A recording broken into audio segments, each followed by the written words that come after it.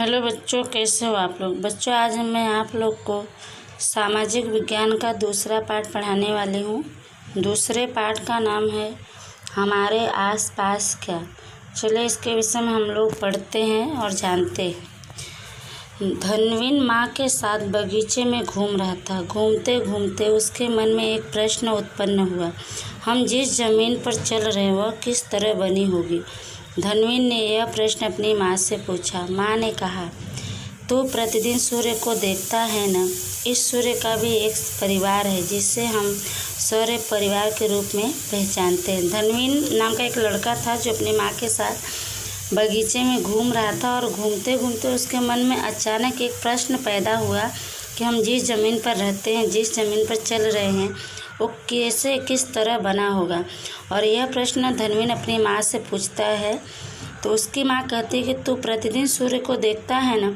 इस सूर्य का भी एक परिवार है जिसे हम सौर परिवार के रूप में पहचानते हैं। आगे पढ़ेंगे। हमारी पृथ्वी इस सौर परिवार की एक सदस्य है, पर पृथ्वी और परिवार के अन्य सदस्यों के बीच में है। सबसे विशेष बात तो यह है कि अपने जैसे सजीवों को जीने के लिए जरूरी ऐसा अनुकूल तापमान, पानी और हवा मात्र पृथ्वी को ही प्राप्त है। उसके परिवार के अन्य सदस्य के पास इस प्रकार की अनुकूलता होने का आज तक प्रमाण नहीं प्राप्त हुआ। उसकी माँ बताती है कि हमारी पृथ्वी भी सौर परिवार का एक सदस्य है और पृथ्वी सौर परिवार के अन्य सदस्यों के बीच में रहता है। और सबसे बड़ी विशेषता पृथ्वी की यह है कि हम जैसे जो जीव जीने के लिए यहाँ पे हैं, उनको जो ज़रूरी चीज़ें हैं जैसे तापमान, पानी, हवा, ये सब चीज़ें हैं जीवों को जीने के लिए मात्र पृथ्वी पर ही, ये दूसरे सौर परिवार में नहीं है।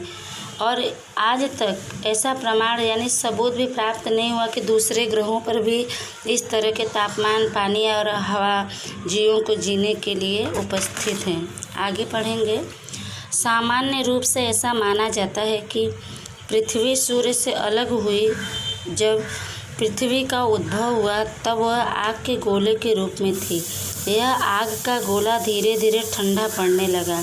उसके कई तत्व पहले द्रव स्वरूप में और उसके बाद ठोस स्वरूप में रूपांतरित हो गए। बताते हैं कि सामान्य रूप से ऐसा लोग मानते हैं कि पृथ्वी सूर्य से अलग हुई जब, तो उसकी उत्पत्ति जब हुई तो वह एक आग के गोले के समान थी और धीरे धीरे आग का गोला ठंडा पड़ने लगा।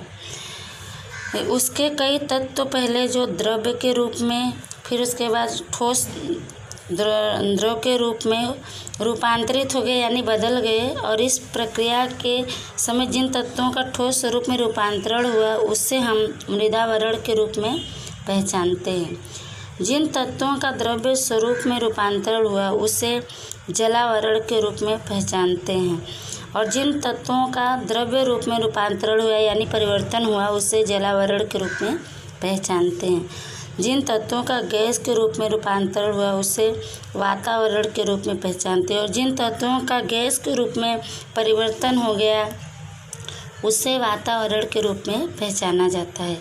फिर भी रहने के लिए कठोर सतह, पीने के लिए पानी और सांस लेने के लिए हवा प्राप्त होने के कारण पृथ्वी पर जीव सृष्टि का विकास हुआ, जिसे जीवावरण के रूप में पहचाना जाता है। इस तरह पृथ्वी के 4 आवरण अस्तित्व में आए। ये 3 आवरण बन गए थे, फिर भी धरती पर रहने के लिए कठोर यानी मजबूत सतह, पीने के लिए पानी और जीने के लिए सांस की जो हवा के रूप में प्राप्त हुआ, उसके कारण से पृथ्वी पर जीवों का विकास हुआ, जीवों की दुनिया बनी और जीवावरण के रूप में पहचाना जाता है इसे। इस तरह पृथ्वी के 4 आवरण बने। आप चित्र में देख भी रहे होंगे, वातावरण, जीवावरण, जलावरण और मृदावरण। आइए हम लोग मृदावरण के बारे में पढ़ते हैं। हम पृथ्वी के जिस भाग के ऊपर निवास करते हैं उस भाग को मृदावरण के रूप में पहचाना जाता है।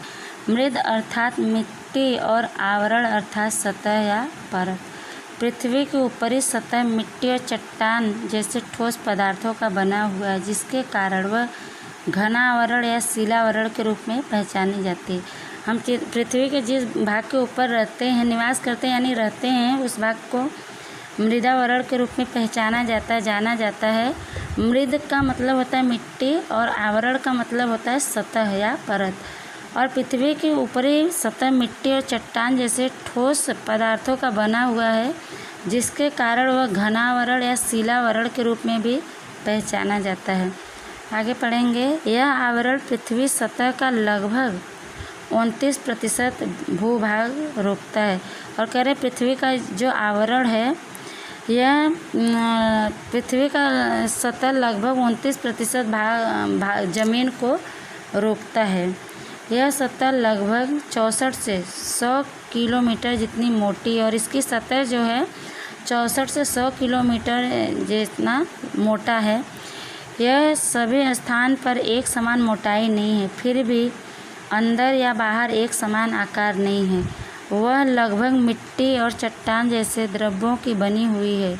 इस भूभाग पर छोटे बड़े पर्वत, पठारी प्रदेश, मैदान आदि आए हुए हैं। सतह से शुरू करके जैसे जैसे हम गहराई में जाते हैं, वैसे वैसे तापमान में वृद्धि हो जाती है। करें इसकी जो मोटाई लगभग 64 से 100 किलोमीटर की है, और सभी स्थान एक समान नहीं है, सब एक समान मोटे नहीं हैं, फिर भी अंदर का भाग और बाहर का समान आकार भी नहीं है। और ये लगभग मिट्टी और चट्टान जैसे द्रव्यों की बनी हुई है। और इसका ज़मीनी भाग जो है उस पर छोटे बड़े पर्वत हैं, पठारी प्रदेश है, मैदान है, और भी चीज़ यहाँ पे बने हुए हैं। सतह से शुरू होकर जो ऊपर से ज़मीन के ऊपर से नीचे जैसे जैसे जाते हैं, वैसे वैसे तापमान यानी गर्मी में वृद्धि होती जाती है। आगे पढ़ेंगे। पृथ्वी के भूगर्भ में रही चट्टानों के पिघले हुए स्वरूप को मैग्मा या भूरस कहते हैं। करें पृथ्वी के अंदर जो चट्टानें हैं और वो पिघलती हैं, तो पिघले हुए स्वरूप को मैग्मा या भूरस कहते हैं। पृथ्वी के अंदर कई गैसें हैं जो गर्म होने से ऊपर की तरफ दबाव बनाकर बाहर निकलने का प्रयत्न करती हैं, परंतु ऊपर आई हुई चट्टानों का दबाव भी उतना ही अधिक होता है। इस तरह से गर्मी और दबाव जैसे बल एक दूसरे को संतुलित रखने में सहायक होते हैं। इसलिए तो पृथ्वी की यह सतह फटती नहीं है। जहाँ पर यह संतुलन नहीं बन पाता, वहाँ की सतह टूट जाती है और ज्वालामुखी फटता है। बता रहे हैं कि पृथ्वी के अंदर कई ऐसे गैसें हैं जो बहुत गर्म हैं, और गर्म होने के कारण ऊपर की तरफ दबाव बनाकर बाहर निकलने का प्रयत्न कोशिश करती हैं, लेकिन ऊपर भी चट्टानों का दबाव उतना ही अधिक है जितना कि नीचे से दबाव बनता है। इसी कारण से गर्मी और दबाव एक जैसे ताकत होने से एक दूसरे का संतुलित बनाए रखने में सहायक होते हैं, और इसी कारण से पृथ्वी का जो सतह है यह फटता नहीं है। लेकिन जहाँ पे ऐसी संतुलन नहीं बन पाता है, वो जितना नीचे का दबाव उतना ऊपर का, तो ऐसे जगह सतह टूट जाती है और ज्वालामुखी फटता है।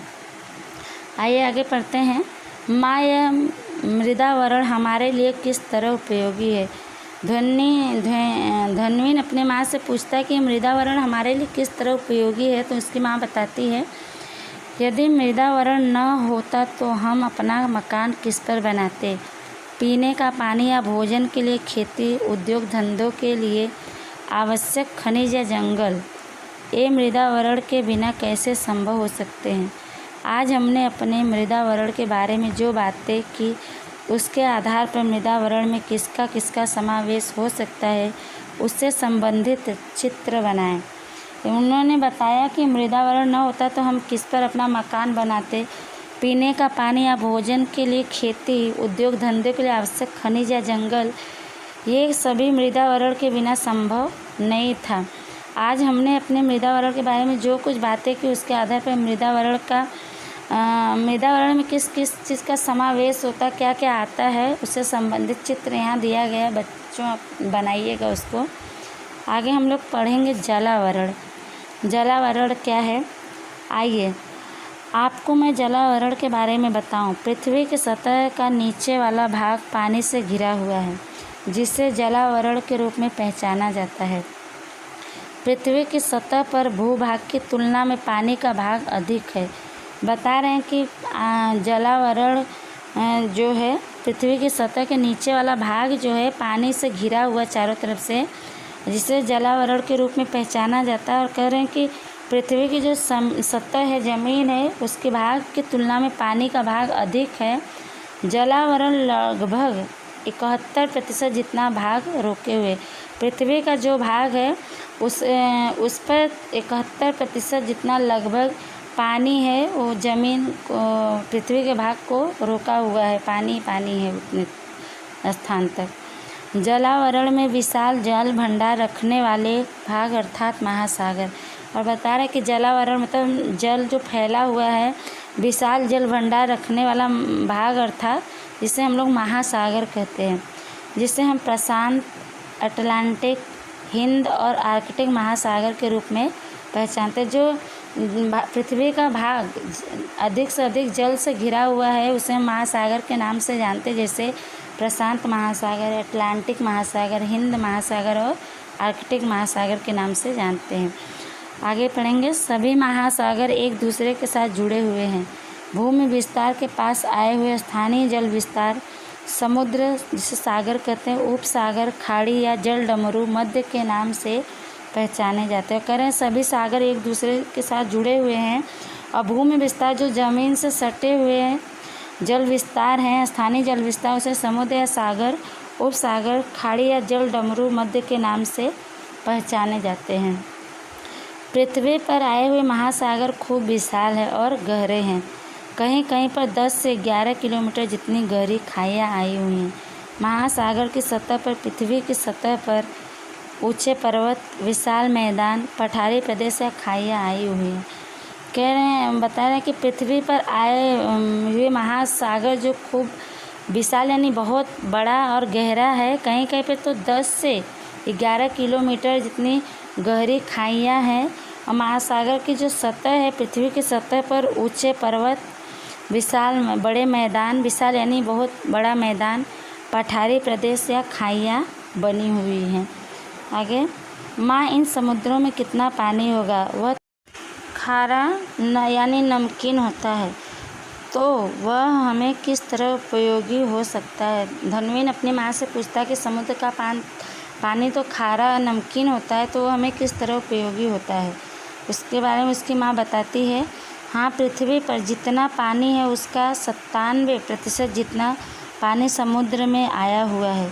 शेष पानी का लगभग 3/4 भाग पानी दोनों ध्रुवों पर तथा हिमालय जैसे दूसरे ऊंचे पर्वतों पर बर्फ़ के रूप में आया हुआ है। शेष पानी का कुछ भाग सरोवरों में, कुछ भाग नदियों में और कुछ भाग पृथ्वी के भूगर्भ में संग्रहित है। उसकी माँ बताती है कि हाँ, पृथ्वी पर जितना पानी है उसका 97% जितना पानी समुद्रों में है। शेष पानी का लगभग 3/4 भाग पानी दोनों ध्रुवों तथा हिमालय जैसे ऊंचे पर्वतों पर बर्फ़ के रूप में जमा हुआ है। शेष पानी का कुछ भाग सरोवर यानी तालाबों और कुछ नदियों में और कुछ भाग पृथ्वी के नीचे एकत्रित है। पीने लायक पानी बहुत ही कम है। यह मीठा पानी जलावरण की भेंट। उसकी माँ बताती है कि पीने के लायक जो पानी बहुत कम है और यह मीठा पानी जो पीने के लायक है, योग्य है, वह जलावरण की भेंट यानी उपहार है। सजीवों को जीवित रहने के लिए मीठा पानी आवश्यक है। उसकी माँ बताती है कि जीवों के लिए, जो सजीव हैं, जो जीते हैं, जिनमें जान है, उनको जीवित रहने के लिए मीठा पानी बहुत आवश्यक है। इस मीठे पानी का मुख्य आधार वर्षा के लिए वाष्प समुद्रों में से आती है। समुद्रों में से मूल्यवान रसायन, खनिज, नमक, मछलियाँ प्राप्त होती हैं। जिस तरह धरती पर सजीव सृष्टि का अस्तित्व है, उसी तरह से समुद्रों में भी जीव सृष्टि आई हुई है। महासागरों की लहरें, प्रवाह और ज्वार भाटा में रही हुई प्रचंड शक्तियों को संग्रहित करके विद्युत शक्ति प्राप्त की जा सकती है। इसके अलावा वह जल मार्ग के रूप में भी उपयोगी है। धनवीन की माँ बताती है कि इस मीठे पानी का मुख्य आधार वर्षा है, जो समुद्र से वाष्प बनकर ऊपर चला जाता है, फिर वर्षा के रूप में आता है। और करें समुद्र से मूल्यवान कीमती रसायन, खनिज, नमक, मछलियाँ प्राप्त होती हैं। और जिस तरह से धरती पर जीव रहता है, उसी तरह से समुद्रों में भी जीव रहते हैं। महासागरों की लहरें, प्रवाह और ज्वारभाटा में रही जो प्रचंड अत्यधिक शक्ति होती है उसको संग्रहित करके यानी एकत्रित करके विद्युत शक्ति यानी बिजली प्राप्त की जा सकती है। इसके अलावा वह जल मार्ग के रूप में भी उपयोगी है। आगे पढ़ेंगे वातावरण के बारे में। पृथ्वी के चारों तरफ आए हुए हवा के आवरण को हम वातावरण कहते हैं, जो पृथ्वी की सतह से लगभग 1600 किलोमीटर तक फैला हुआ है। वह मृदावरण और जलावरण की तरह इन आँखों द्वारा देखा नहीं जा सकता। वातावरण में विविध गैसें, पानी की वाष्प, धूल के रजकण, क्षारकण और सूक्ष्म जंतु भी मिले होते हैं। वातावरण रंगहीन, स्वादहीन और सुगंध रहित है। उसमें ठोस, द्रव और गैस तत्वों का समावेश होता है। बताया कि पृथ्वी के चारों तरफ हवा के जो आवरण हैं फैले हुए उसको ही वातावरण कहते हैं, जो पृथ्वी के सतह से लगभग 1600 किलोमीटर फैला हुआ है चारों तरफ, और वह मृदावरण और जलावरण की तरह हम देख नहीं सकते हैं सीधे साफ साफ। वातावरण में अलग अलग तरह के गैस, पानी की वाष्प, धूल के छोटे छोटे कण, क्षार कण और सूक्ष्म यानी छोटे छोटे जंतु भी मिले हुए हैं।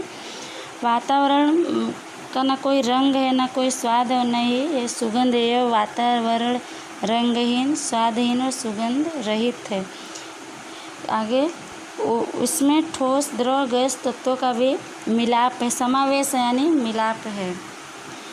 उसमें लगभग 78% जितना नाइट्रोजन, 21% जितना ऑक्सीजन और 1% जितनी गैस आई हुई हैं। पृथ्वी की सतह से जैसे हम ऊपर जाते हैं वैसे वातावरण में अधिकांश गैसों का प्रमाण कम होते जाता है।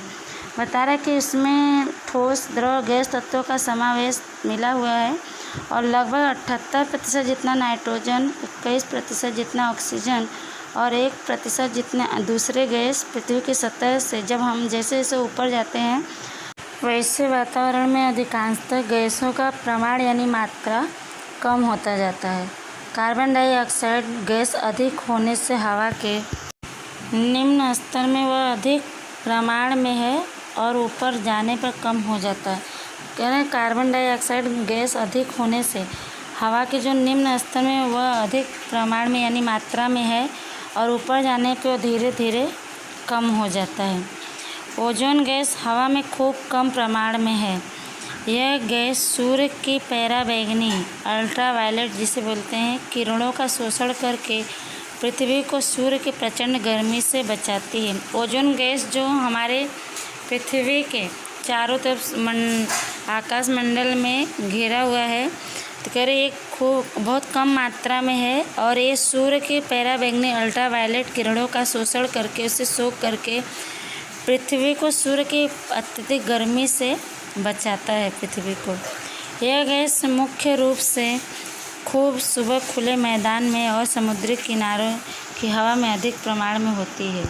ओजोन गैस ज़्यादा करके खुले सुबह के समय में खुले मैदानों में और समुद्र के किनारे अधिक मात्रा में पाई जाती है।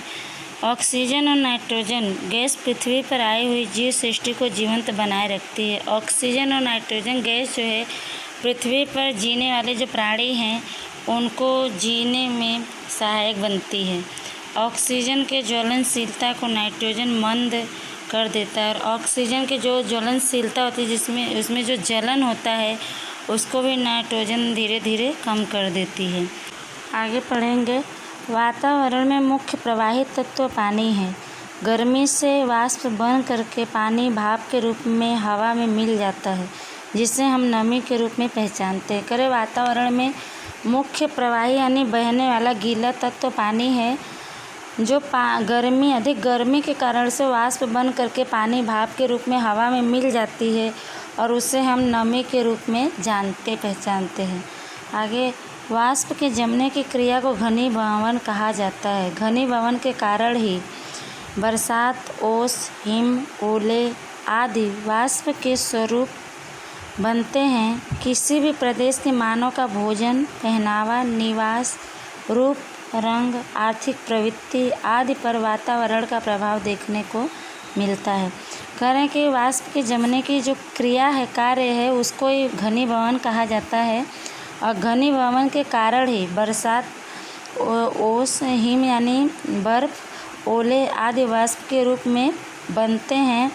और किसी भी प्रदेश के मानव का जो भोजन यानी खाना होता है, पहनावा यानी वेशभूषा, निवास यानी रहने का जगह, रूप रंग, आर्थिक प्रवृत्तियाँ यानी आर्थिक कार्य जो होते हैं, और सब चीज़ें, वातावरण, उन पर उसका प्रभाव दिखाई देता है। वातावरण में अनेक रजकण भी देखने को मिलते हैं। इन रजकणों के कारण पृथ्वी पर सूर्य प्रकाश फैलता हुआ दिखाई पड़ता है।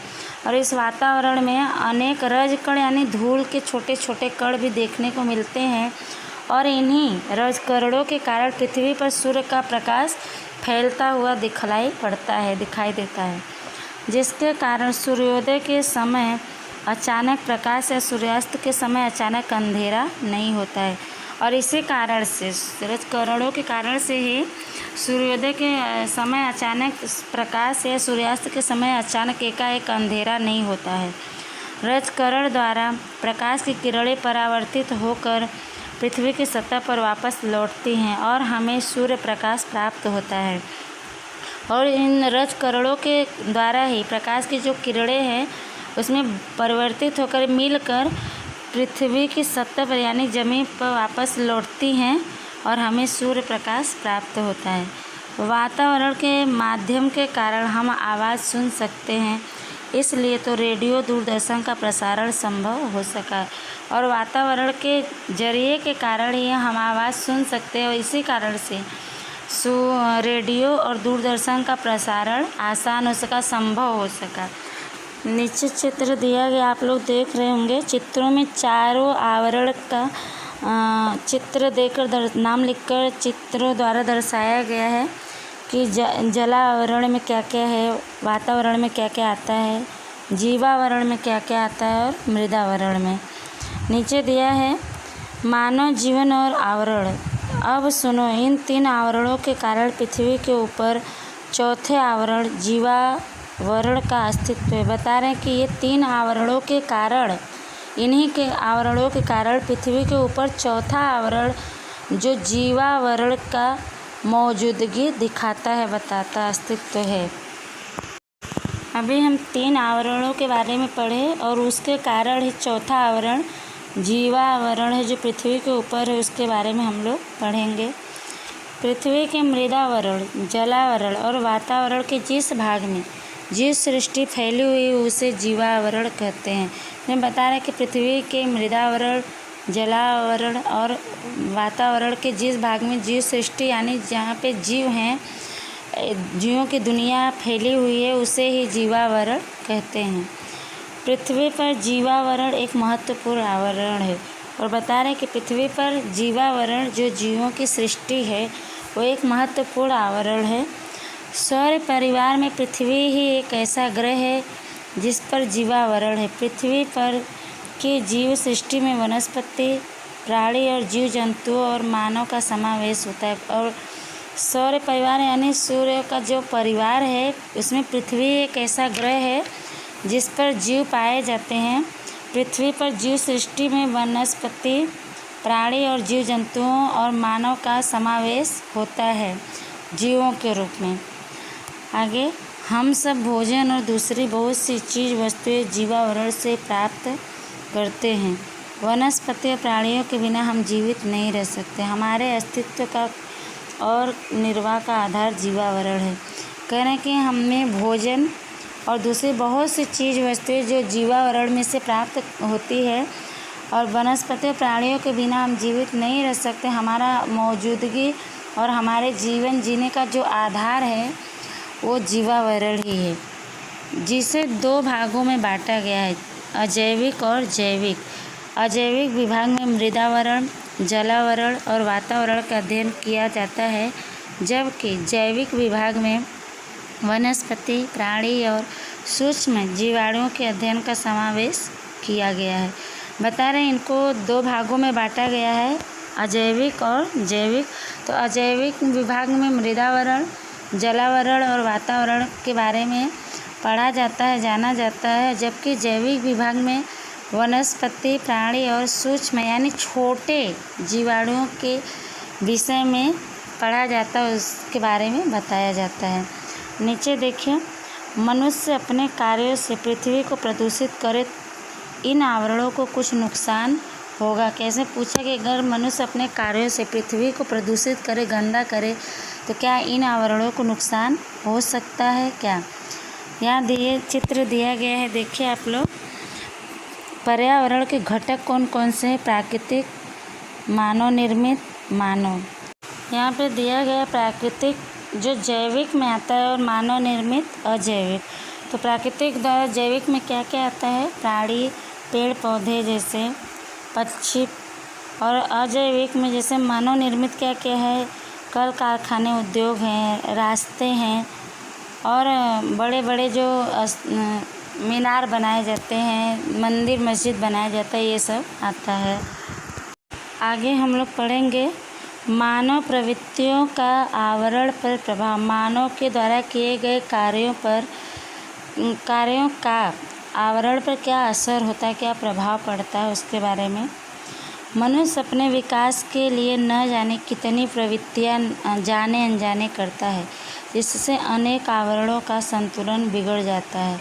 इसमें बता रहा है कि मनुष्य अपने विकास यानी प्रगति के लिए जाने अनजाने में न जाने कितने कार्य करता है, और जिसके अनेक आवरणों का संतुलन, जो बैलेंस बोलते हैं, वो बिगड़ जाता है आवरणों का। आगे पढ़ेंगे, जैसे कि खनिज प्राप्त करने के लिए अधिक खनन, भूमिगत परमाणु परीक्षण, खनिज तेल खोजने के लिए बहुत गहराई तक खुदाई और आवश्यकता से अधिक पाताल कुआं तैयार करना जैसी प्रवृत्ति करने से मृदावरण का संतुलन बिगड़ जाता है। इसमें बता रहे हैं कि मनुष्य अपनी प्रगति के लिए कौन कौन से कार्य करता है, जिसके कारण से संतुलन बिगड़ता है आवरण का। जैसे खनिज प्राप्त करने के लिए अधिक खनन, भूमिगत यानी भूमि के नीचे परमाणु परीक्षण, खनिज तेल खोजने के लिए बहुत गहराई तक खुदाई और आवश्यकता से अधिक पाताल कुआं तैयार करने जैसे कार्य करने से मृदावरण का जो संतुलन है, बैलेंस है, वो बिगड़ जाता है। शहरों और गांव के अशुद्धियाँ और औद्योगिक कचरा तालाबों में फेंकने से हमारे तालाब प्रदूषित हो रहे हैं। शहरों और गांव के जो अशुद्ध खराब हुए औद्योगिक कचरा है, गंदगी है, तालाबों में फेंक देने से यानी डालने से हमारे तालाब जो है गंदे हो रहे हैं। गर्मी बढ़ने से ध्रुव प्रदेशों का बर्फ़ पिघलने लगा है और जिसके कारण से गर्मी बढ़ने से ध्रुव प्रदेश जो हैं उनके बर्फ़ पिघलने लगे हैं धीरे धीरे। जहाज़ों का निरर्थक तेल बहने के कारण और औद्योगिक क्षेत्रों के गंदे और रसायन युक्त पानी का निकाल समुद्री जीवों का विनाश कर रहा है। और करें जहाज़ों का जो निरर्थक यानी जो काम का नहीं है, ऐसे तेल बहने के कारण से और औद्योगिक क्षेत्रों के जो गंदे और रसायन युक्त पानी का निकाल है वो समुद्र के जीवों को समाप्त कर रहा है, जो जलावरण के लिए भयजनक है। और ये ऐसे कार्य जलावरण के लिए यानी जल के लिए बहुत ही खतरनाक है। उद्योग, कारखाने, पावर स्टेशन और वाहनों द्वारा दूषित हवा वातावरण में मिलती है। वाहनों के अधिक आने जाने वाले क्षेत्र में कार्बन मोनोऑक्साइड जैसी गैसों का प्रमाण अधिक बढ़ जाता है। करें उद्योग, कारखाने, पावर स्टेशन और वाहन द्वारा जो दूषित हवा, जो उससे धुएं निकलते हैं, उससे जो दूषित होती है, गंदा हवा प्रदूषित हो रहा है, वातावरण में मिलता है।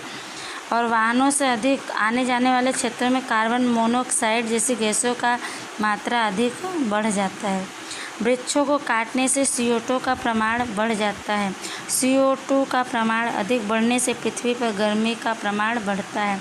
और करें कि पेड़ों को, वृक्षों को यानी पेड़ों को अधिक काटने से CO2 यानी कि कार्बन डाइऑक्साइड का मात्रा बढ़ जाता है। और कार्बन डाइऑक्साइड का मात्रा बढ़ने से पृथ्वी पर गर्मी की मात्रा भी बढ़ता है। इस तरह आवरण पर मानव प्रवृत्तियों का प्रभाव पड़ता है। और करें इस तरह से वातावरण पर मानवों द्वारा किए गए कार्यों का असर पड़ता है। पर्यावरण का शोषण होने से प्रकृति की पोषण कड़ी प्रभावित होती है, जो जीवावरण के लिए नुकसानप्रद है। करें पर्यावरण का शोषण होने से यानी पर्यावरण को प्रदूषित करने से प्रकृति की जो पोषण कड़ी यानी माध्यम है उसको प्रभावित करते हैं, जो जीवावरण के लिए धरती पर रहने वाले जीवों के लिए बहुत ही नुकसानदायक साबित हो सकता है। बच्चों, ये पाठ आपका समाप्त होता है और इस पाठ को अच्छे से आप लोग पढ़िएगा, समझिएगा और इससे संबंधित कुछ प्रश्न पूछे जाएंगे तो उसका उत्तर आप लोग को लिखना पड़ेगा। तब तक के लिए धन्यवाद।